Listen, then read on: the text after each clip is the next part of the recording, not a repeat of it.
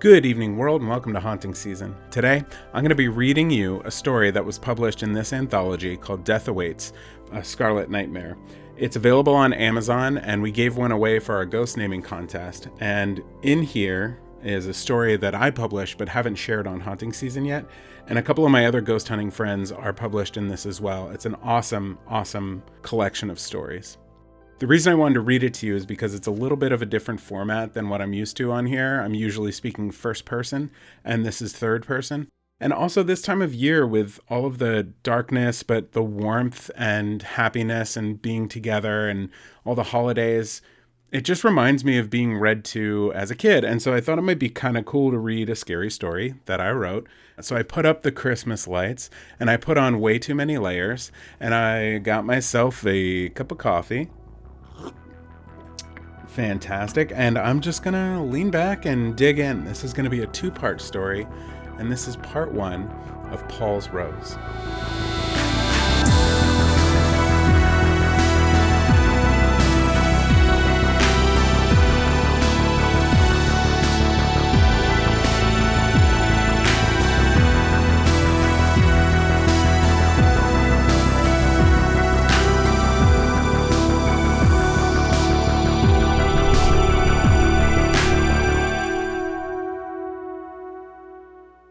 One. Paul sat on the front porch in the freezing February air, drinking a cup of coffee and smoking a cigarette. 6 a.m., daily routine step 1 in progress. He probably thought the cigarettes were his little secret, but I watched him every day as I stared out our second-story window, hoping to see what he appeared to be waiting for. It never seemed to come. When he was satisfied, he came back inside, poured himself another cup of black, heavy, dark roast, and stomped up the stairs. He didn't mean to stomp. I doubt he even realized he was stomping. Joint issues and general wear and tear were starting to set in now that he's older. Mentally, he was still 25, but in reality, he was nearly twice that. I had grown accustomed to the sound of his oversized feet thump, thump, thumping up the stairs every morning. So much so that without it, I'm sure I'd wake up at 6:26 every morning, wondering what was wrong. As part of his routine, he headed for the office at the top of the stairs, located across the hall, diagonally from our bedroom. He placed his secret death sticks into the closet, where they remained hidden above the doorframe, held in place by an old electrical wire. Then he walked quickly to the washroom, where he completed step 2 of his daily routine, showering off the smell of tobacco, while drinking his second cup of coffee in the shower stall.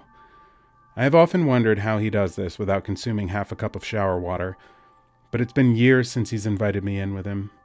Drinking coffee in the shower was another one of the innocent little secrets he thought he kept from me. The rest of the routine was not much to speak of. He sat and wrote, and then sat and edited video, and then sat and watched video, and then edited, and then emailed. He rode his bike every day before lunch, which consisted of 2 scrambled egg whites wrapped in a burrito shell with a few slices of cheese that he didn't tell anyone about. Then back to sitting and editing and writing and watching. He loved it. I thought it was boring, but it didn't matter. I had my own things to tend to. But this was Paul. There were other things he did, but this was who he was, how he preferred to be. Ours had not always been a quiet marriage. We used to do things, to go out and adventure around the neighborhood. We'd make time for each other. We'd have dinner once a week in some mediocre restaurant that somehow always felt like the Plaza Hotel to me. It's the gesture. A back rub, some flowers, cleaning something up without being asked to. They don't all have to be intimate things, just something selfless that one does for the other. As soon as that selflessness stops, well, that's when things can fall apart. Once in a while, I'd poke my head in on Paul, trying to catch a glimpse of his creative process. We lived in a very old house with lots of old energy floating around it, so it was sometimes difficult to sneak a peek. The doors and floors creaked, but what I came to realize was that there are buildings, and more specifically pockets of energy around our world, that heighten one's senses. People are born with an innate ability to sense the world around them, and these pockets enhance those abilities. For example, that moment when you know someone is watching you. That feeling of burning in the back of your head like a hot sack of rice. It's heavy and very present. Then you turn and make eye contact with that other person and think, how did I know? That's the pocket. Old energy fueling your senses. Our house was one of those places, and on this day, just like any other, he knew exactly the moment I cracked the door to peek into the room. Not now, Rose. I'm on a roll, he spoke gently, without ever turning around. I paused for a moment, soaking in his creativity. Please, I need to finish this, he reiterated. I wasn't hurt. I could understand how my presence was distracting, so I shut the door and left him to his, hopefully uninterrupted, cognition. I knew he hadn't forgotten me. I still lived there, and although he spoke to me on occasion, I still felt the need to leave him little reminders nonetheless. Small things that said, don't forget your wife.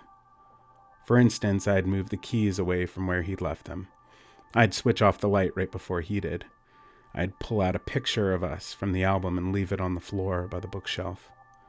It was exhausting, but I feared losing him altogether. I wasn't supposed to go this early. 2.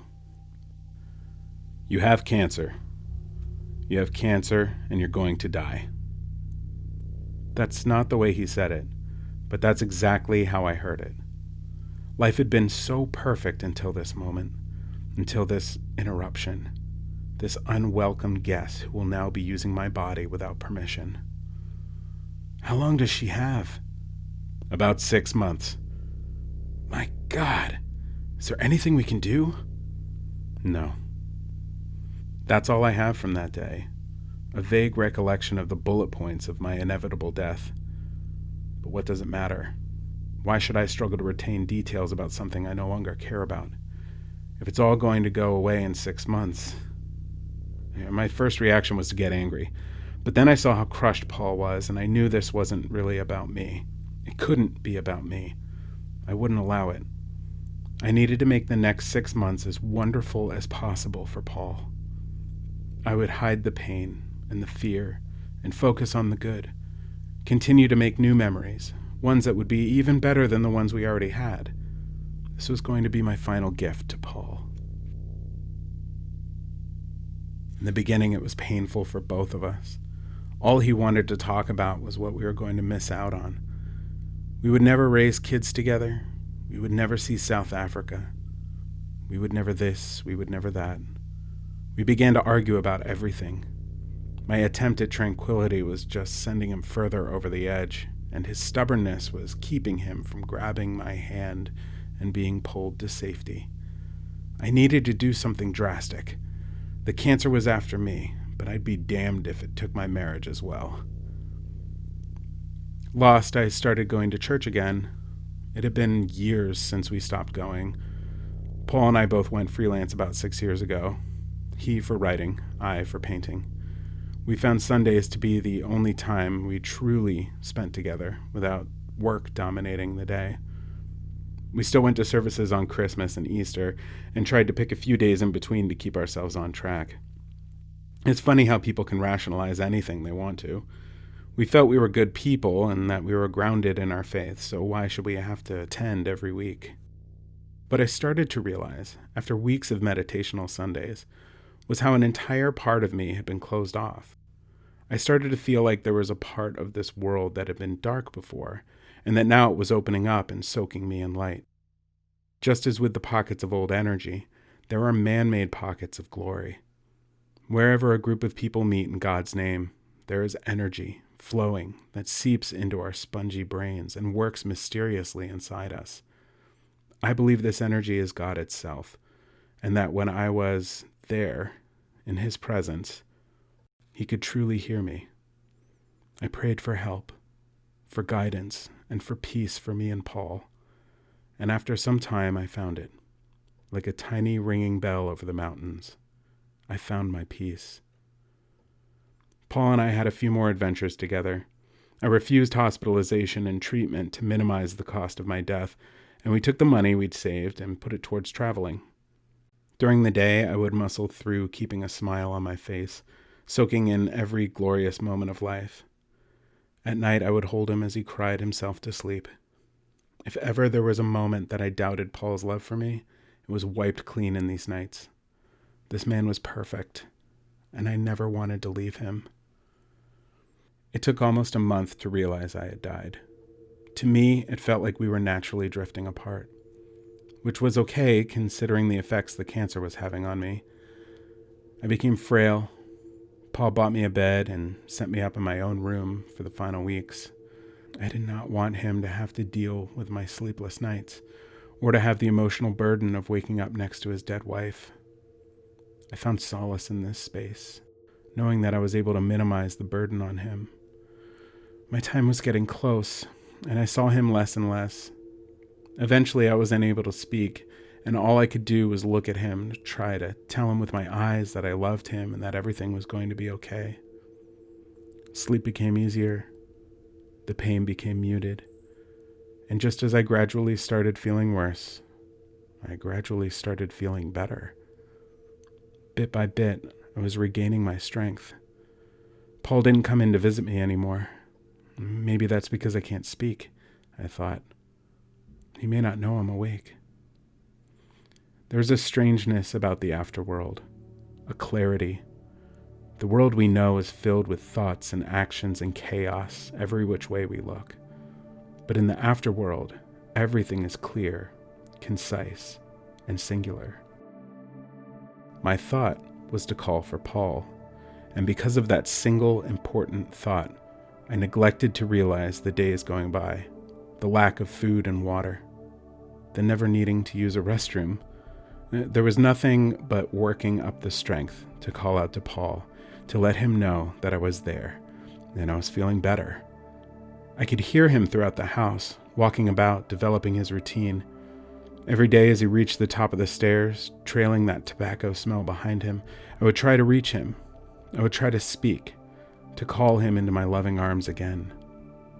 And one day, nearly 4 weeks later, when my strength was finally charged enough to mutter a single word, I spoke his name.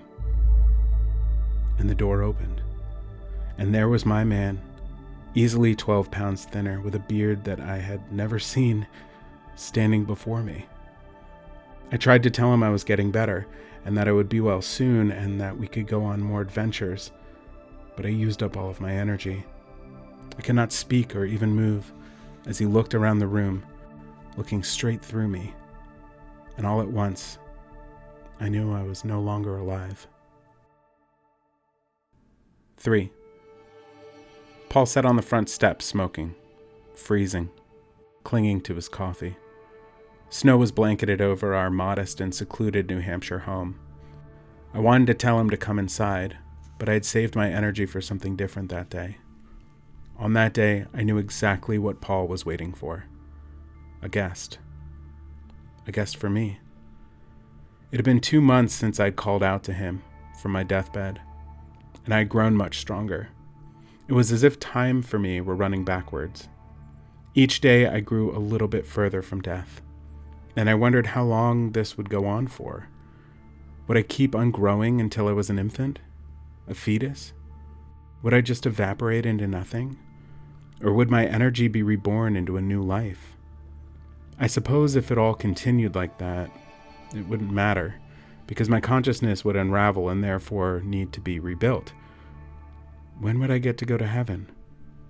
Did I have to find a passageway, or would it come to me like one of my clear, afterworldly thoughts? My thoughts were not feeling very clear yet, but I ascribed that directly to the new and confusing situation I was in. I thought there would be a clearer sign. Not that I was ready to go, and maybe that was just it. Maybe the path is only there when you are ready. If this was all true, I had 38 years left to decide. Or did I? If I reverted back to a 16-year-old, would I be 16 forever in heaven? Would I even remember Paul? The doorbell rang, a welcome shock back to the now. I had to get myself together if I was going to welcome our guest. I followed Paul to the door to find, standing on the other side, Patty Centrate, PPMD, paranormal psychologist and medium to the dead. Paul wasn't messing around. This lady was the real deal. Even before he got to the door, her thoughts were in my headspace. "Hello, Rose. I can sense you. I'm not a threat. I'm here to help." I didn't respond. I was saving my energy for when I really needed it. But I was impressed. She had not yet entered the house, and she knew exactly how to communicate with me. Paul opened the door, and there she stood. She was just about 5 feet tall, with a short, crisp haircut exactly at the shoulders, and bangs that ended precisely at the eyebrows. Her hair was red, which she must have dyed herself because it was slightly unnatural looking.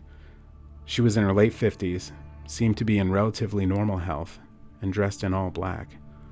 Her coat was like a cube of black floral fabric cut out of an old Gothic couch and stuffed with shoulder pads. One good thing about dying early in life was that I would never be burdened with the limited clothing options for senior living. I could just follow Paul around and watch his clothes get closer and closer to being shaped like an old icebox. Or a coffin. Patty came in and sat in the living room with me as Paul brewed tea, shouting apologies from the kitchen like, "I wasn't sure what time you were coming over.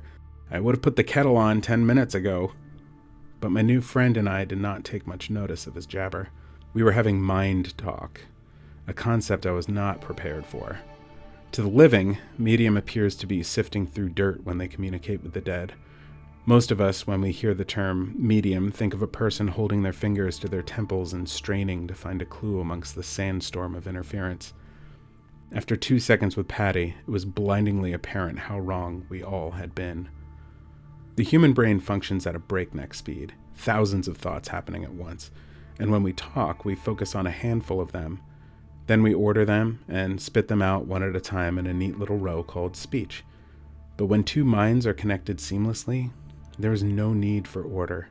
Patty and I sat across the room from each other, having thousands of conversations at once. No thought was unheard or unanswered.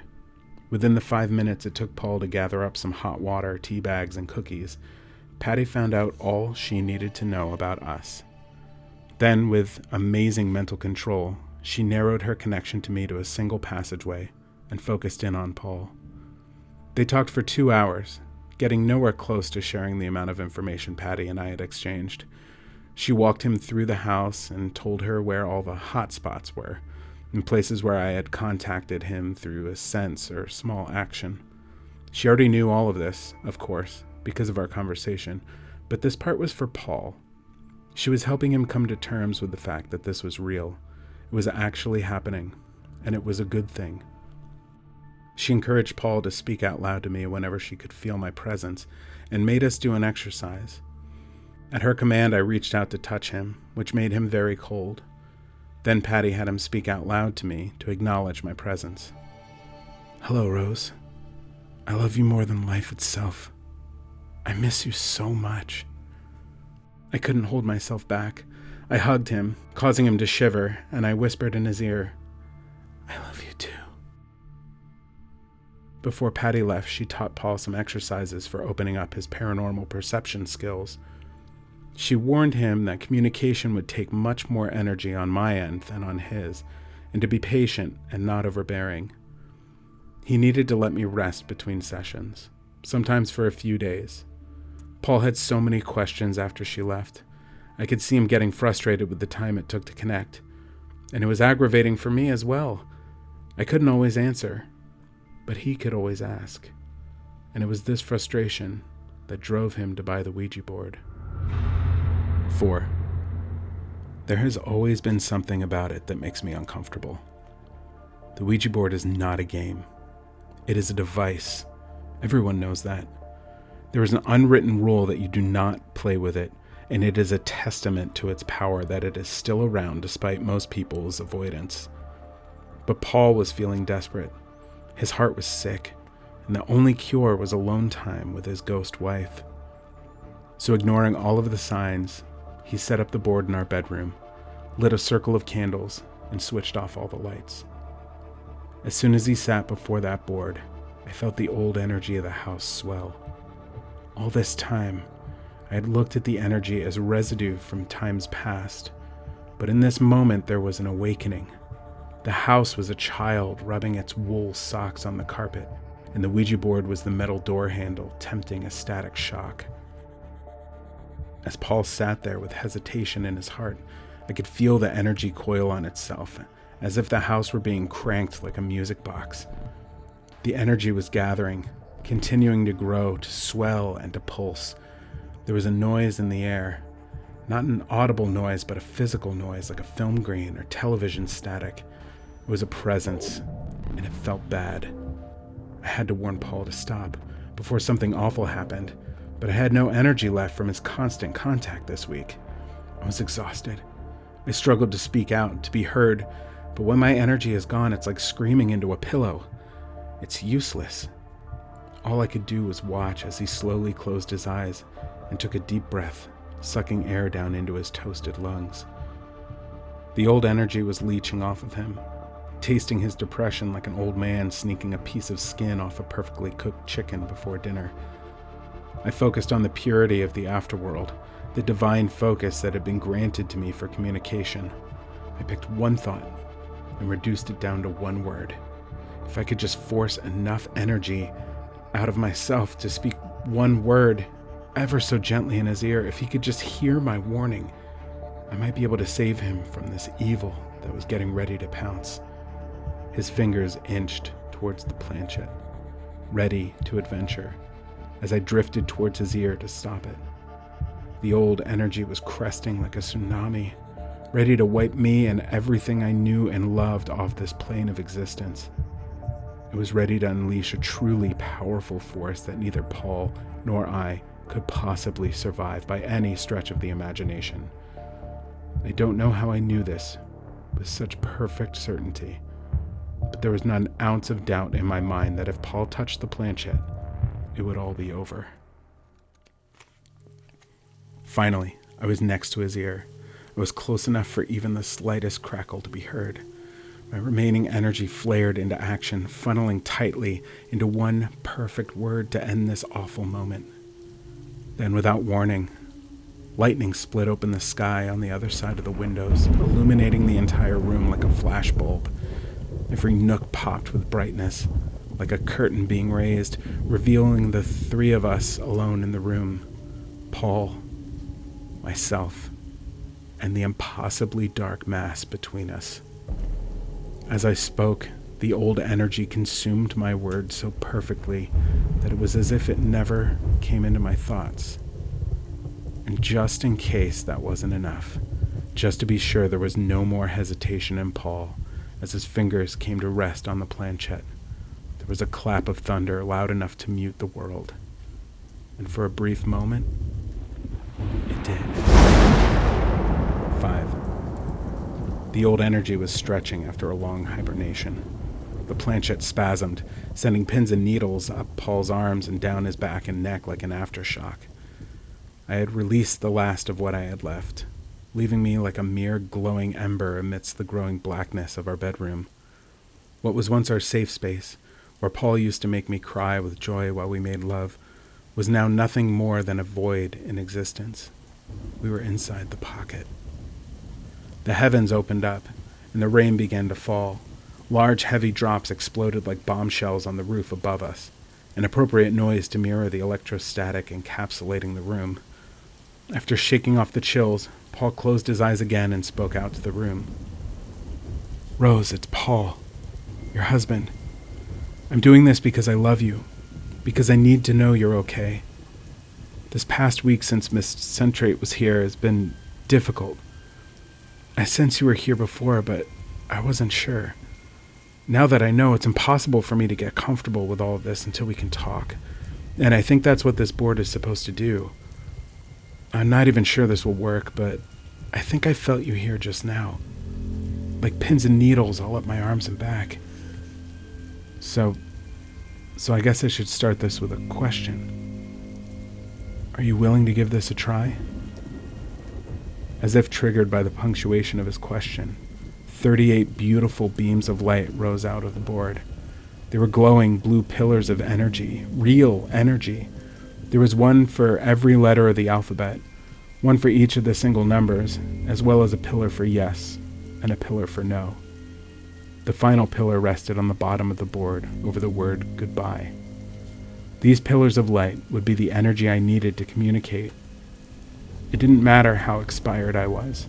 The board would be my focus, my fuel. What I would later understand was that the Ouija board had a great hidden power, the ability to take energy from human beings and pass it through to the afterworld. The problem, on my side of the board, was that there was no way of controlling who took the power or how it was used. Before I could make a move, I saw the dark mass grab hold of the yes pillar as the planchette dragged Paul's hands to the answer. That's not fair. Why was it allowed to answer? Paul was talking to me. I reached out and grabbed the no pillar, watching as Paul's hands were dragged back to the opposite side, and the relief in his face changed to confusion. I'm confused. Are you willing to give this a try? Paul questioned again. And again the void answered yes, as I answered no. And now the planchette was racing back and forth between the answers. Yes, no, yes, no, yes, no, yes, no. Rose, are you there? Paul asked, as his blood pressure was heightening, adding energy to the board. The old energy and I both grabbed the yes pillar, and the planchette raised Paul's hands into the air, slamming them onto the board over the answer. There was a gust of energy as all the candles extinguished at once. Paul's heart was racing. He was scared, unsure of what to do next. That only forced more power into the board. I could feel myself growing stronger, my presence building, which could mean only one thing. The old energy must have been growing as well, and I would have to fight to protect my husband. Another surge of power, and the candles were lit again, only this time the flames were deep crimson. Paul was afraid, and his fear was funneling straight through the board and into the old energy. I could feel it soaking in the power. The noises thickened as Paul sat there, afraid of his next question. I tried to take in as much as I could, but the fear didn't energize me like it did the dark mass. I had gained more power from Paul's love, curiosity, and good intentions.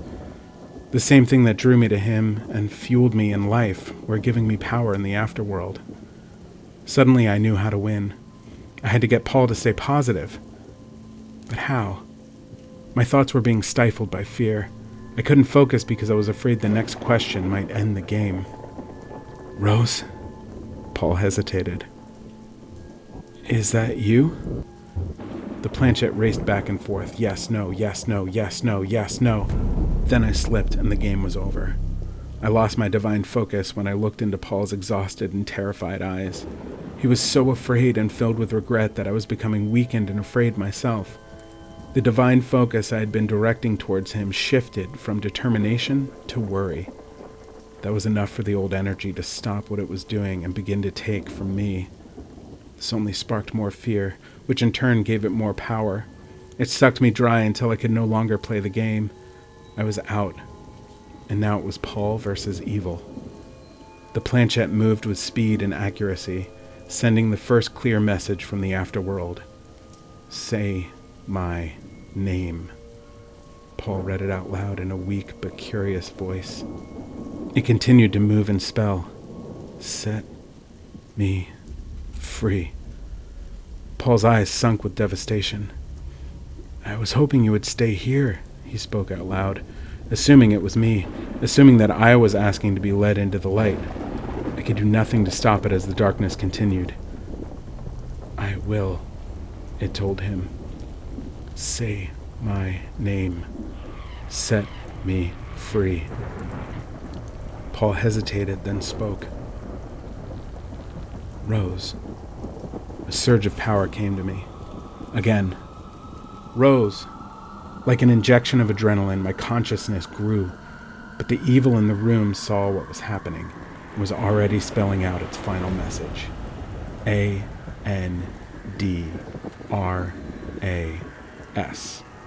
Paul read it as it was spelled out over and over, faster and faster. A-N-D-R-A-S. A-N-D-R-A-S. A-N-D-R-A-S. Paul's love was pouring out of him, but so was his fear. I began to focus my energy to speak again. I had to get a message to Paul to stop all of this, to never say that name for fear of what might happen next. Maybe now the old energy would be too distracted to stop me.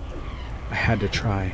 I had to muster all of my energy, even if it meant that I would stop existing on any plane. I had to get the message to him at all costs, and just as my words were beginning to form, Paul spoke. Andras. The candles burst into pillars of living fire, dancing together like naked women as the planchette rose into the air above the board. It hovered there as the dark mass, the old energy, began to take its true form. The static was gathering like atoms, slowly forming a shape from the blackness, what looked to be Paul's shadow. For a second it was a perfect mirror image. Then it began to evolve. The shape of the head was growing and mutating. Below its shoulders, long, thick bones jutted out like another set of arms. They grew thick and full, coming to rest like a heavy armored cape at the shadow's back. Standing before Paul was a figure of a man's body, with the wings of an eagle and the head of a great owl, holding the planchette. I watched helplessly as the demon, with its new form, smashed the planchette onto the board with a force that broke it in two. Pain rippled through Paul's entire body. A gust of energy surged through the room, sending Paul flying backwards into the wall, knocking him unconscious. And just as the candles went out, I saw the owlish demon move towards the door, and the planchette fell perfectly into place over goodbye.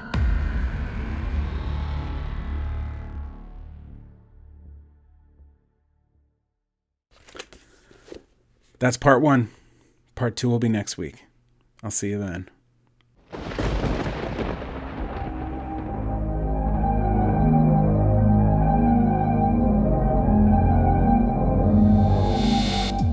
Haunting Season was created by me, Joshua Sterling Bragg, produced by Greg Holtzman and Jessica Richmond, executive produced by Matt Geelan, Patrick James Lynch, Ryan Geelan, and is a joint production of Believe Limited and Matt Geelan. This episode was hosted and written by me. The story was written by me, and again, it's Death Awaits, Scarlett Nightmare, and it's available on Amazon.